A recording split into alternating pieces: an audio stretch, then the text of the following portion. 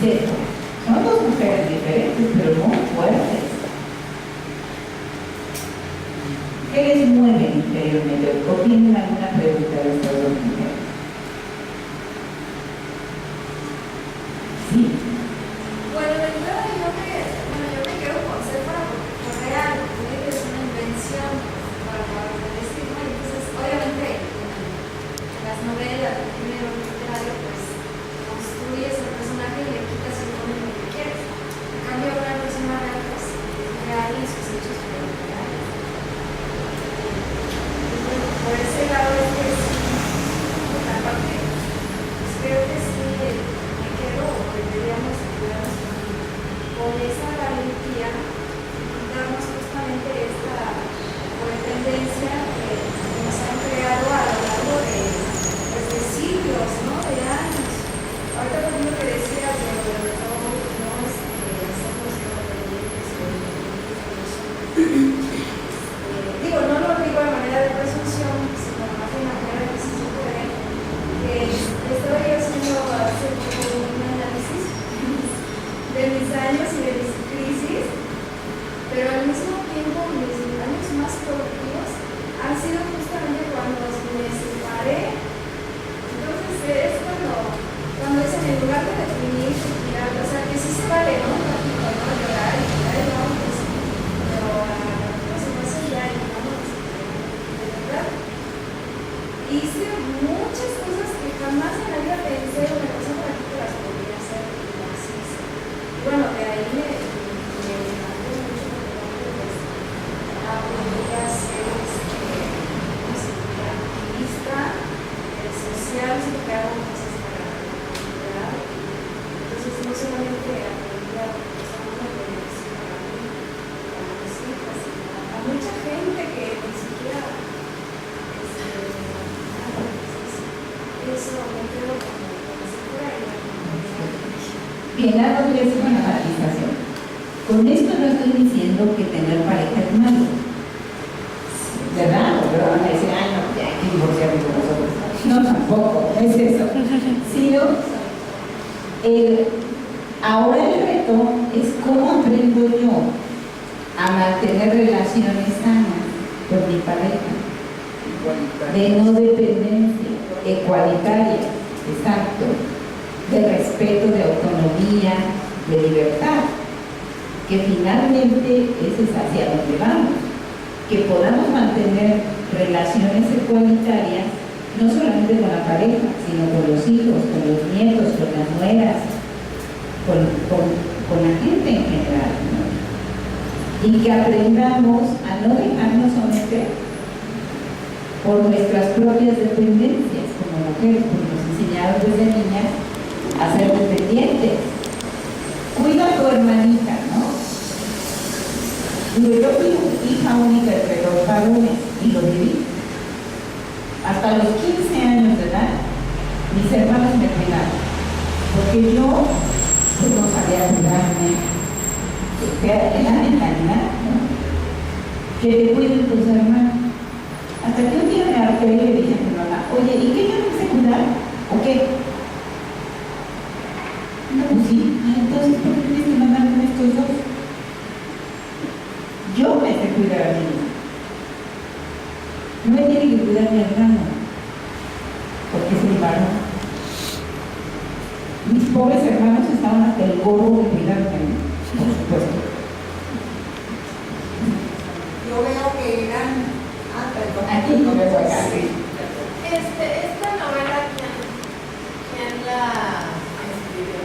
La escribieron los hombres de Israel. Pero no era patriarcal.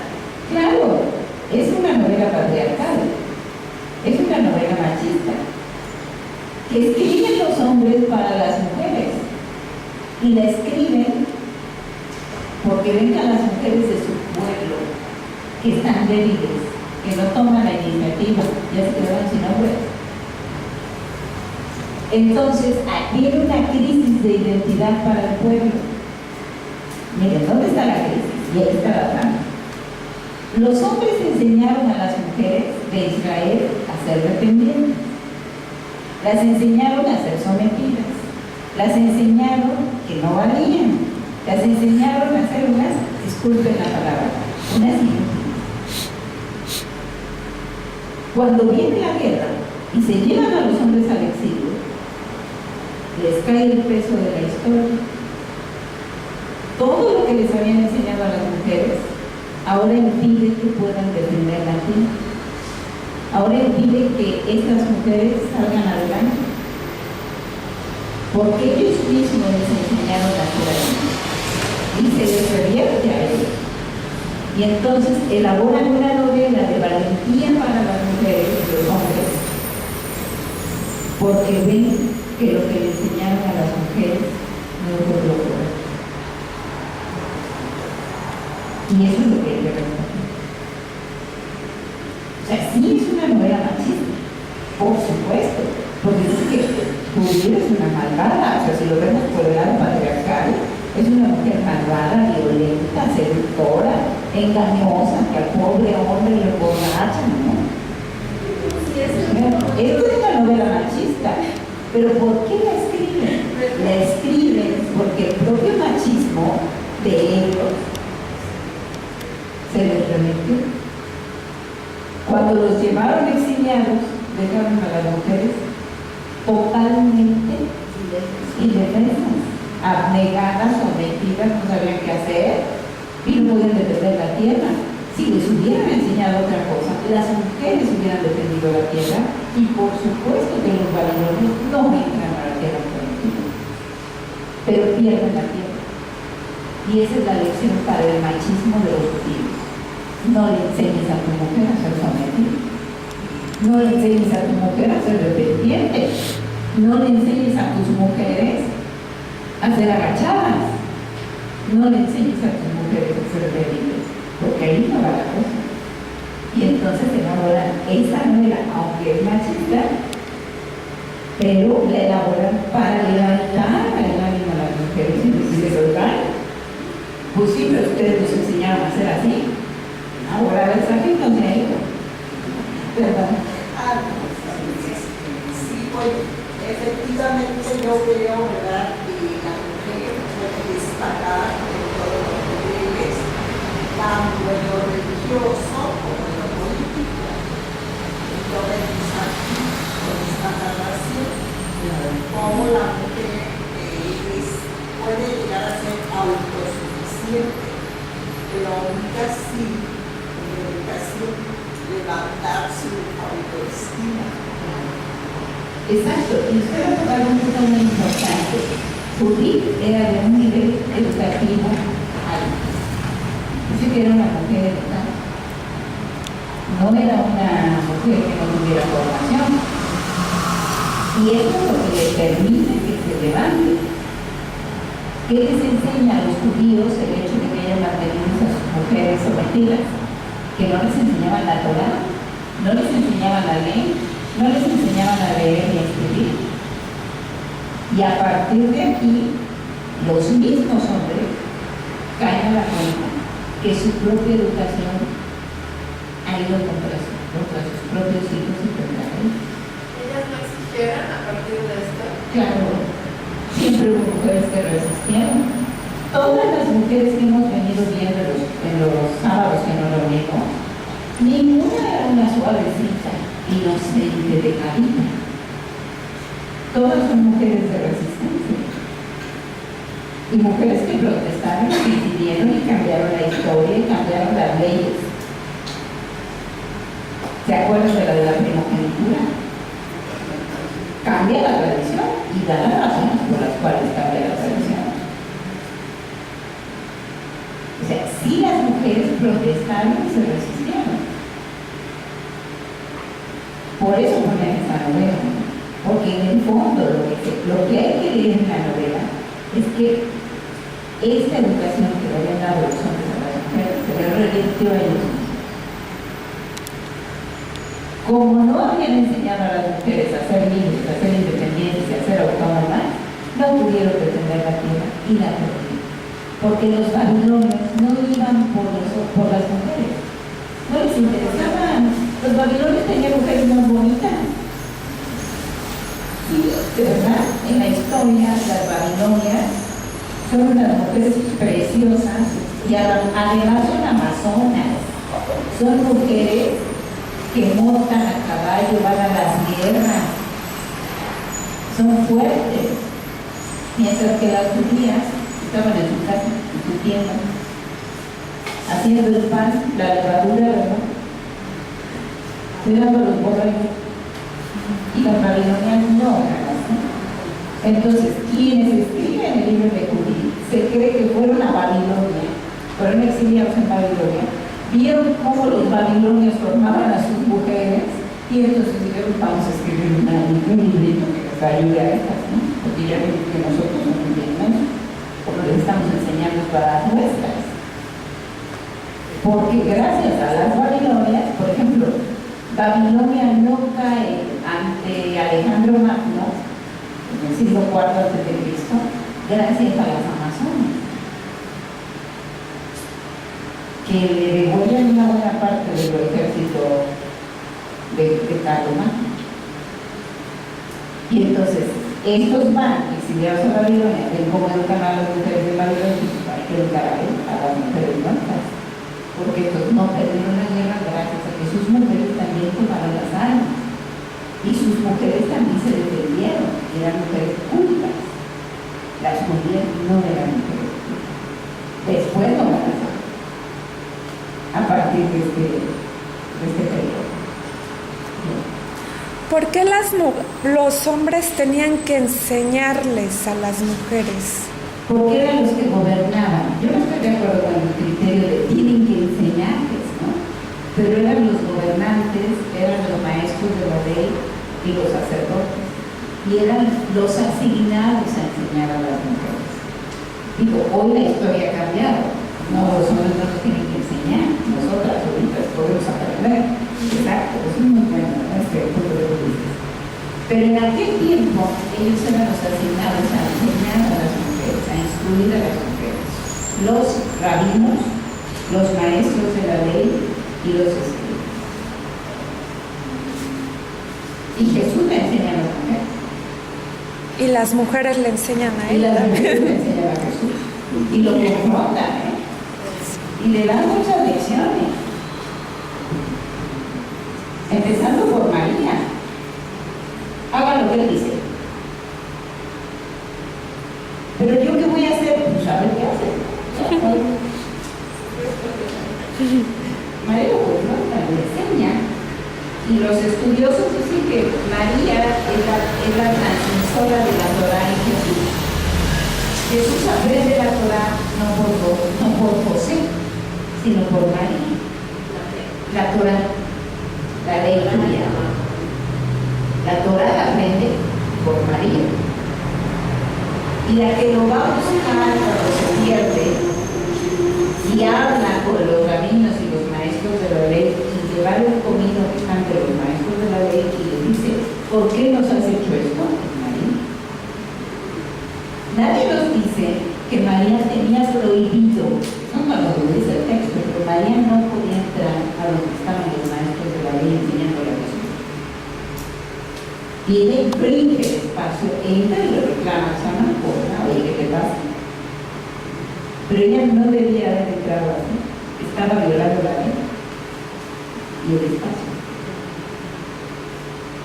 Porque eran los rabinos los que le enseñaban a la mujer. Y les enseñaban detrás de sus requisitos. Cada sinagoga tenía una rejilla para que los hombres no vieran a las mujeres.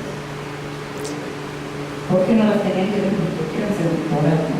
Sí. ¿En qué momento en la parte de la Biblia, en el Antiguo Testamento, se dan cuenta como de esta magnitud de las mujeres y las vuelven a aplacar si es que las aplacan? Sí, claro. ¿Cuándo las vuelven a aplacar? Después del exilio. Cuando regresan los hombres de Babilonia, otra vez se vuelve a poner el patriarcado. ¿Por qué? Ya estamos de regreso. A ver, una experiencia cercana es la del migrante. Nuestra. Se va el Señor y le manda el dinero a la señora, ¿no? Si es que le manda. Si es que le manda, le va bien. Y ella educa a los hijos, sale adelante, construye la casa, le hace mejoras, organiza la economía, manda a los chamacos, los reprende, los educa, todo. Regresa después de años el marido y ya ella no sabe hacer nada. Ahora estás tú, ahora tu gobierno, porque las mujeres también le otorgamos el poder a los hombres. Nosotras no seríamos sometidas si no otorgamos el poder. En el momento que llega el migrante, el marido migrante, le dice, sabes, espérate, aquí te vas a controlar porque yo soy la que llevo la casa. Y yo soy la que llevo la economía y yo que los muchachos saben que yo soy la autoridad. Entonces, muchos hombres no van a tener. Porque cuando regresan quieren seguir teniendo la autoridad y las mujeres malamente se las regresamos. Lo mismo pasó en Israel. Ellas vivieron 70 años sin los hombres. Se mezclaron con otros grupos, ¿no? Sus hijos se casaron y todo eso. Cuando regresaron los exiliados, se volvió a poner la ley de equidad, se volvió a poner la ley mosaica, se volvió a poner la ley de los hombres sobre las mujeres y empezaron a callar y a silenciar a las mujeres. Porque vea que el Sanedrín como institución surge en el siglo III a.C. El exilio fue del siglo V, 500 años antes de Cristo. Y duró 70 años, más o menos, hacia el siglo IV se acaba el exilio y regresan. En el siglo III, en el año 300, surge el Sanedrín. Y el Sanedrín es un gobierno de puros hombres que le vuelven a poner a las mujeres el pie en la cabeza. Y entonces, ¿qué pasa? Que desconocen todo lo hecho por las mujeres. Por eso la samaritana es un símbolo muy interesante, porque los samaritanos son este grupo de mujeres que se mezclaron con otros que no eran judíos, y de ahí surgen los samaritanos. Entonces, ¿cuántos vuelven a imponerse los hombres en el periodo del siglo III con el surgimiento del Sanedrín? Que vuelven a poner leyes a las mujeres, que son impuras, las leyes de la pureza y de la impureza, las leyes del matrimonio, las leyes del levirato, la ley del Goel. Todas esas leyes son para mujeres, pero las ponen en el siglo III, cuando regresan los exiliados. Por eso les ponía como ejemplo la situación de los migrantes nuestros. Se van a Estados Unidos, hacen de las suyas o no de las suyas que no son suyas, tienen otras familias allá, regresan acá y quieren regresar con la misma autoridad, y las mujeres cometen el error de regresarles su rol de autoridad como si nada hubiera pasado. Entonces, no quiero decir que seamos las culpables, no somos las culpables, pero concedemos fácilmente en la autoridad, en el liderazgo, cedemos nuestra autoridad, cedemos nuestro poder, cedemos nuestro liderazgo. Por ejemplo, mi marido va a estudiar, que él saque primero la maestría y el doctorado, y yo luego, y él luego nunca llega. Que mi marido se realice, se compre su carro primero y luego me va a cambiar el mío. Ajá, nunca llega el mío. Porque las mujeres somos concededoras y estamos mal formadas para amar. Y luego eso es reforzado con la imagen religiosa. Es decir, escuchamos a una Madre Teresa que dice, hay que amar hasta que duela. ¡Que la magia! No, el amor no tiene que doler, porque en el momento que te duele, es violento. y ya no es amor.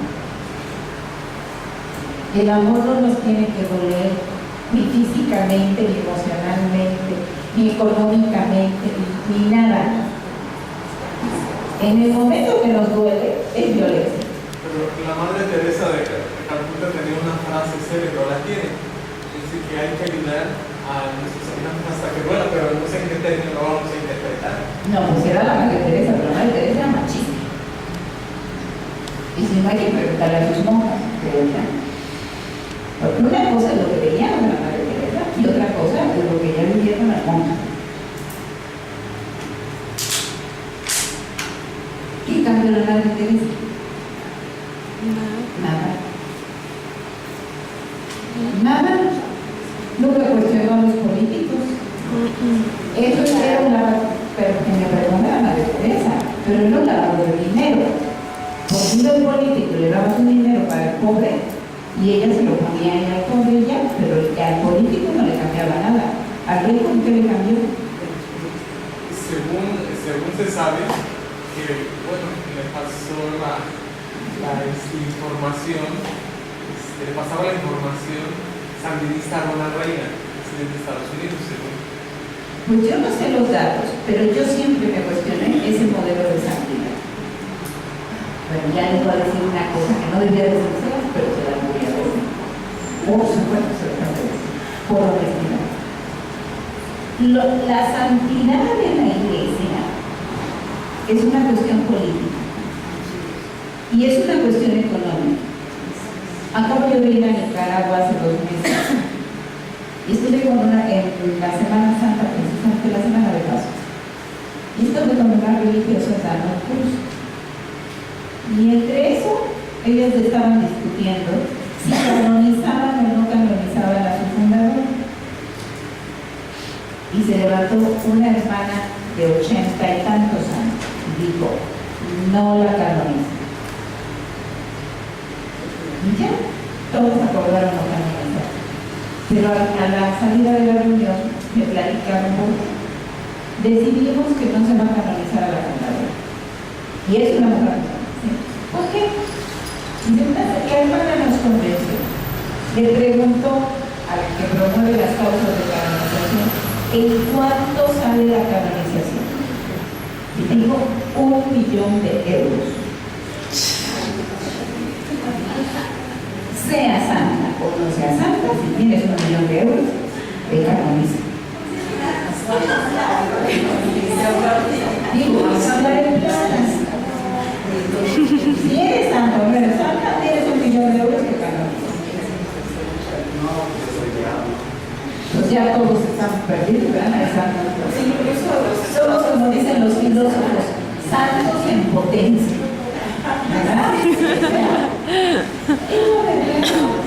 Entonces, cuando a mí me preguntan las hermanas religiosas, vamos a hacer, ni se metan en eso, se van a acabar el dinero de la orden. ¿Y para qué quieren una santa? Si ya saben ustedes que es un fundador o fundador de santa, pues denle culpa. Está la Santa Muerte y no la han canonizado.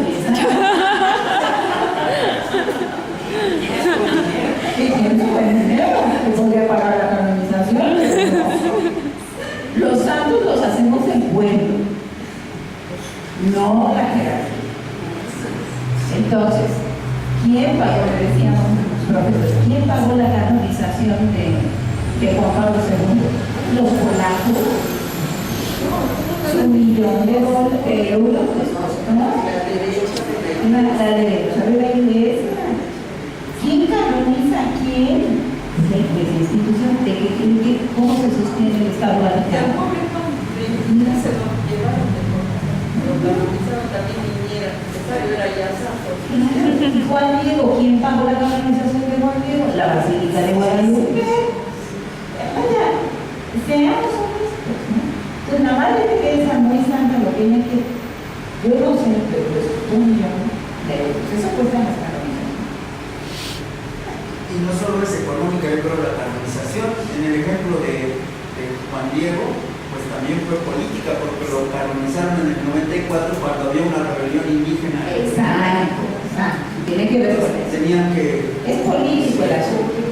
¿Por qué canonizan a Juan Pablo II? Porque quieren colonia y no quieren que se levante otra vez la línea comunista. Entonces hay una situación, se canonizan por algo. Sí, pero también en el caso de Juan Pablo II, por toda esta corrupción y escándalo al interior de la jerarquía de la Iglesia, y por otra parte, o sea, porque él levantaba el ánimo de fanatismo en pleno donde quiera que se presentaba, pero era justamente por el gran desprestigio hay que canonizarlo para que no mantenga a la gente. Claro, ahora, ya metiéndonos en situaciones de iglesia, que no nos corresponde, pero bueno, para que lo sepan. La primera diócesis en el mundo que denuncia al pederasta. Y uno se va con la gente. Pero ¿por qué lo denunció la diócesis? ¿Y por qué está diciendo e insistiendo triplemente que se presente, que dé la cara? ¿Tiene la razón? Era el encargado de los bienes de la arquidiócesis, era el ecónomo, el representante legal de todos los bienes de la arquidiócesis, y se llevó todo. Esa es la razón, que no sabe. Para entender por qué lo están denunciando, por qué el obispo está pidiendo perdón y le está exigiendo que regrese. Lo dijeron, pero no lo vimos. En las noticias de Paraliza dijeron que era el representante legal. Eso nos dice que era el ecónomo, era el de los dineros y amigo de Simaski, que era un señor bien corrupto con políticos y todo. Bueno, esa es la razón por la que están pidiendo que regrese. Hay que reconocer, sí, que los niños y las arañas, pero no es tanto el amor a los niños, porque antes no les preocupó denunciarlos y había escándalos de antes. Sí, bueno, y la denuncia estaba de años atrás. Exacto. Pero en este momento, como financieramente no pueden mover porque él firma, entonces, por eso es urgente que... Esa es la razón. Que mucha honestidad de la iglesia. Discúlpenme, soy miembro de la iglesia, pero mi función es decir la verdad y la crítica. El mejor servicio que le podemos hacer a la iglesia y el mejor servicio que nos podemos hacer a nosotros mismos es la honestidad.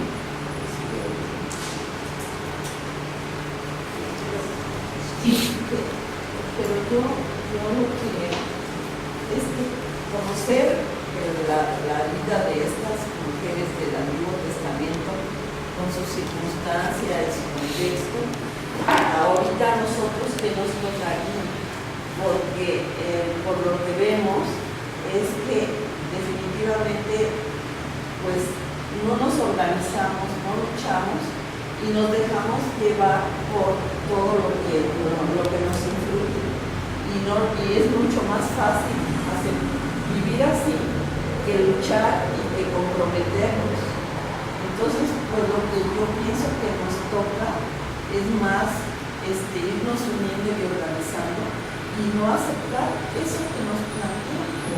Es muy difícil porque yo les voy a comentar mi punto de vista. Yo honestamente pues soy católica porque me tocó ser católica, pero ya no me late ir a misa porque de plano no es una comunidad la que estamos ahí, ni conocemos a la gente que va y aparte lo que las homilías, ¿no? Definitivamente no tienen nada que ver con lo que nos mostró Jesús, ¿no? De toda la liberación de hombres y mujeres. No estoy de acuerdo en ponerme en contra de los hombres, No, claro. sino más bien cómo juntos podemos hacer algo diferente. Pero definitivamente no se vale, pues incluso, ya ¿qué sentido tiene estar luchando en contra de esa institución que ya está, como todos los partidos aquí en México y el gobierno? ¿Ya para qué por ahí? Si no se puede, mejor vamos a unirnos y a buscar otro camino para ir mejorando, ¿no? Y desde luego cambiar cada una de nosotras. Porque pues de veras no tiene sentido. ¿Cómo te vas a enfrentar a esa institución tan grande, tan nefasta, tan mal? Y igual que el gobierno. Exacto. Entonces no tiene sentido. Fíjate Bueno, que- desde mi punto de vista, yo les comparto esto, pero no lo voy a imponer ni nada. No, claro. Pero yo pienso que qué sentido tiene estar ahí en contra si no se puede. Así es. Más bien con el pueblo sencillo y nuestros hermanos, hombres y mujeres, ¿cómo nos podemos empezar a unir y A luchar? organizar, ¿verdad? Fíjate que no eres la única que piensa así. Hay mucha gente que piensa así, ¿verdad? Y que ya están haciendo otro tipo de movimientos y de organizaciones. Y bueno, yo siempre doy mi referencia, porque yo pertenezco a una orden religiosa, ¿no? Y yo siempre digo, es cierto que la clave está entre nosotros, pero también como miembros de esa institución nos toca hacerle la crítica a la institución, porque si no la institución se sigue manteniendo, ¿no? Y lo malo no es que se siga manteniendo, sino que hay gente que sí cree y sigue en esa lógica. Entonces, yo estoy de acuerdo contigo, respeto tu opinión, me parece que es cierto que hay mucha gente que ya lo está haciendo y que dice, yo ya no puedo con la institución, mejor me junto con los que sí hablamos el mismo lenguaje, hacemos otra cosa, y por lo menos en Alemania, en Inglaterra y en otros países lo están haciendo. Y por eso dice la espiritualidad sí, religión no. Espiritualidad sí, ¿En qué términos? práctica no. Porque tú te relacionas con Dios, no necesitas la institución para relacionarse con Dios.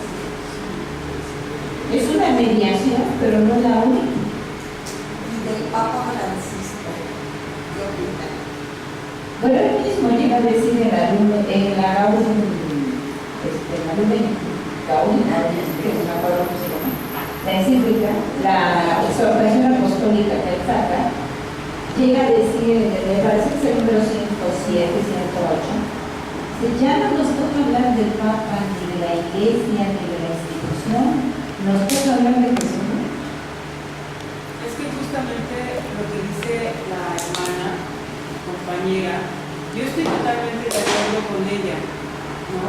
Y cuando te pregunto en qué término la espiritualidad, porque yo creo que habemos muchas personas que sin hacer una declaración como ella la hace ahorita, decimos, yo no más con una celebración eucarística, yo creo más en una celebración que podemos hacer nosotras y que partimos de nuestros dolores y nuestras esperanzas y que queremos hacer algo más. Y entonces ahí se hacen efectivas esas palabras que creemos que Jesús dijo de que en donde estén 2, 3, 4 personas, yo estoy justamente ahí. Entonces, creo que cuando hablamos de espiritualidad, entendiéndola como, porque a veces la espiritualidad es una palabra tan fácil de decir, pero que no nos lleva a profundizar en mi esencia de mujer y de persona y de ciudadana. ¿Cómo es mi espiritualidad? Mira, la espiritualidad no son prácticas religiosas.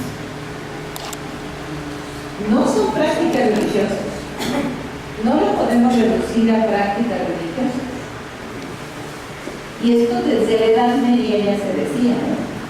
Santa Teresa de Ávila le dice que eso es quedarse a la puerta del castillo. Bueno, ella vivía en España y tenía la imagen de la relación con Dios como un castillo. Y dicen, cuando usted solamente se dedica a rezar el rosario, sus oraciones, a orar por los salmos, ¿cierto? Está la entrada del castillo. Eso no es la espiritualidad, es un elemento de la espiritualidad. La espiritualidad, como la define, por ejemplo, segundo Galilea, Gustavo Gutiérrez, León Sorrino, Ivonne Guevara y algunas teólogas, y yo, es una postura ante la vida. ¿Cuál es mi postura ante la vida? ¿Cómo enfrento la vida? ¿Verdad? ¿Qué actitud tengo ante la vida? La espiritualidad para mí es como la sexualidad. mujeres de la punta del pelo a la punta del callo, del dedo chiquito. O sea, no es que tengamos una bolsita de sexualidad, ¿no? Ahí voy a misa, me guardo mi sexualidad. No. ¿Verdad? Voy a rezar. ¿Te dejo mi bolsita? ¿Me la cuidas? No. ¿O la meto en un cajón? No, ¿verdad? Somos sexuados los seres humanos de la cabeza a los pies. La sexualidad es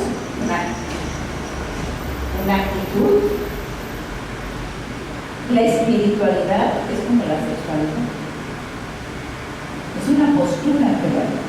Y es una postura política, crítica, económica, social, religiosa, cultural, afectiva, psicológica, emocional, abarca toda la persona y todas las realidades. Porque a la persona no le puedes quitar el espíritu. En el momento en que exhalas el espíritu te mueres. Pero la espiritualidad la tienen todas las personas, hasta los ateos, claro, hasta los asesinos, claro. Otra cosa es que no la desarrollen, pero somos personas espirituales, queramos o no queramos, porque hasta los narcos tienen sus actos. Su Santa Muerte y su San Malverde, ¿cómo le llaman? Valverde. ¿Por qué? Porque es la necesidad de trascendencia, la necesidad, constatar la realidad de la finitud. Yo soy finito, soy débil, soy frágil. En cualquier momento puedo morir, me pueden matar, me pueden hacer algo. Entonces, todas las personas somos espirituales. Unas lo desarrollamos y otras no. Entonces, no puede haber, ahí esta persona es muy espiritual y le sacas el espiritualómetro y se lo comes, ¿no? ¿Cómo sabemos que una persona es espiritual? Por su manera de relacionarse con los demás, por su manera de trascender la vida, por su manera de vivir la situación de su país, de su realidad, de enfrentar las realidades de su sociedad. Así sabemos que una persona es espiritual. Cuando cambiamos las relaciones en nuestro entorno, no podemos cambiar el mundo, pero si el espacio que tenemos, estamos siendo personas espirituales. Es espiritual el que está orando allá ahorita en la mesa, como el que está aquí, o el que está en la calle, o el que está en el futuro. Sí.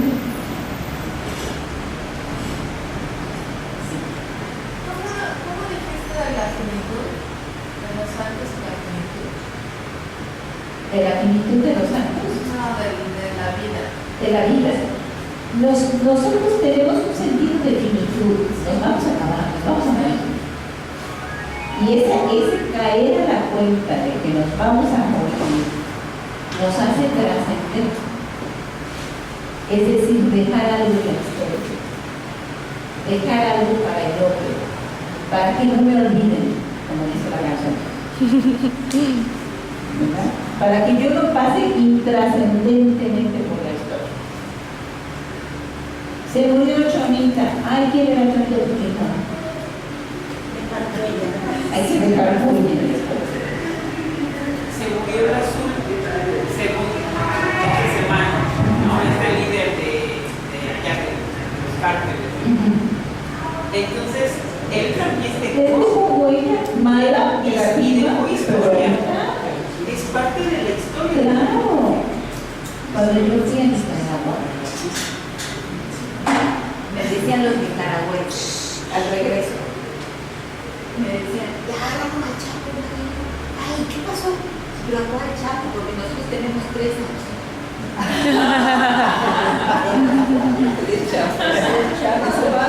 ¿A cuáles? ¿Al de ustedes o al de acá? ¿Verdad? ¿A cuál? Y luego, bueno, miren, este señor trascendió negativamente, pero trascendió. Es más internacional que ni les cuento. ¿No? Entonces, es trascendencia. Para bueno, para más, pero trascendencia. otra cosa, es que todos los que nos dio la oportunidad de vivir en X tiempo, en este momento histórico y aquí, y cualquiera, tenemos como las dos cosas, ¿no? Como la tendencia a querer hacer el bien y también el mal, y elegimos, y en esa función pues vamos a estar a gusto o a disgusto, pero de acuerdo a esta elección nuestra. Exacto, eso que tú dices es muy interesante, porque cuando Jesús pasa su momento histórico, que le dejan venir 30 y algo de años, trasciende su historia, su momento, los tiempos, las eras, las realidades. O sea, si alguien trascendió por Jesús. Ahora, para nosotros trasciende en un mega super recontra positivo. Pero cuando Filón de Alejandría, el historiador del Imperio Romano, hace los análisis de la historia de Roma, lo define como un rebelde, revoltoso, como un hombre que protestó, que se resistió, que hizo un levantamiento político en el Imperio Romano que le costó el poder al César. Así lo dice. ¿Verdad? Casi que se busca tanto, ¿verdad? Pues así. Este hombre fue un revoltoso y lo define. La definición en los anales romanos es preciosa. Dice, es un hombre que atraía a las multitudes, es un hombre que quebró al sistema con su filosofía, con su simpatía, con su mensaje. Es un hombre que resistió al imperio, que le costó al imperio el poder. Porque el movimiento cristiano, no la iglesia, Jesús fundó un movimiento, no una iglesia. Eso lo define Rafael Gallina en su libro, ¿verdad? El movimiento Jesús, así lo llama. Es un movimiento de resistencia, es un movimiento político, es un movimiento social. No es un movimiento religioso únicamente, ni siquiera religioso. Bueno, una más y vamos a descansar.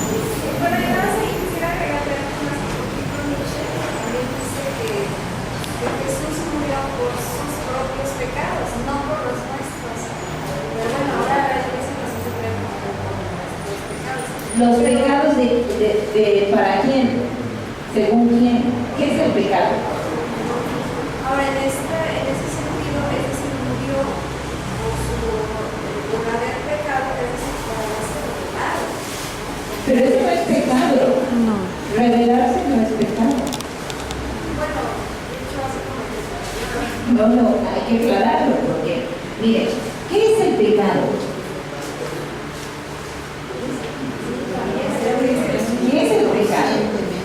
Es la injusticia, no, pongámosle nombre, es la injusticia, la violencia, el asesinato y la corrupción. Eso es el pecado.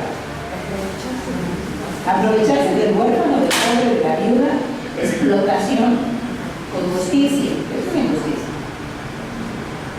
Lo demás son defectos humanos.